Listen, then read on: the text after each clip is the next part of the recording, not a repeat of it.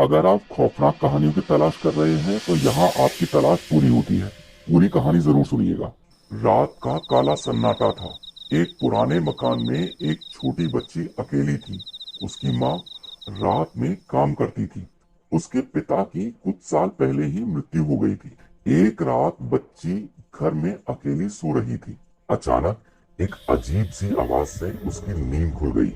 वह धीरे से खड़ी हो गई और अपने कमरे से बाहर गई।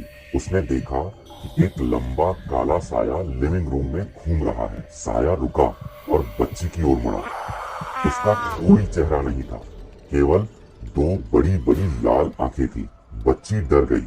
वह वापस अपने कमरे में भाग गई और दरवाजा बंद करके बिस्तर के नीचे छुप गई।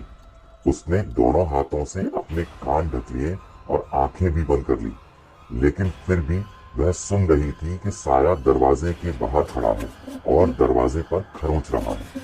थोड़ी देर बाद आवाज आना बंद हो गई। उसने धीरे से अपने सिर को बिस्तर के नीचे से बाहर निकाला और कमरे में चारों ओर देखा।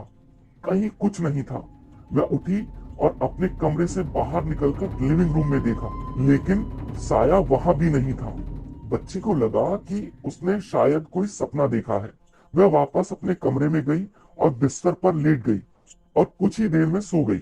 अगली रात बच्ची को फिर से वही अजीब सी आवाजें आने लगी। उसने उठकर लिविंग रूम में देखा तो फिर से वही काला साया था। बच्ची डर गई और वापस अपने कमरे में भाग गई। उसने दरवाजा बंद किया और बिस्तर के नीचे छुप गई। इस बार साया दरवाजे के बाहर खड़े होकर घंटों तक खरोंचता रहा। वह डर से कांप रही थी। अचानक दरवाजा खुला। बच्ची ने देखा कि साया उसके कमरे में खड़ा है। वह अपनी बड़ी लाल आंखों से उसे देख रहा था। बच्ची चीखती, लेकिन साये ने उसे जकड़ कर उठा लिया। बच्ची छटपटाई, लेकिन साये की बहुत मजबूत पकड़ थी। साया बच्ची को कमरे से बाहर ले जाने लगा कि तभी एक तेज रोशनी हुई। साया अचानक गायब हो गया। बच्ची ने हिम्मत की और तुरंत दरवाजे से बाहर निकलकर पड़ोसी का दरवाजा खटखटाने लगी। पड़ोसी उसकी आवाज से पहले ही जाग गए थे। उन्होंने दरवाजा खोला और बच्ची को अंदर बुला लिया। उसने सारी बात पड़ोसियों को बताई।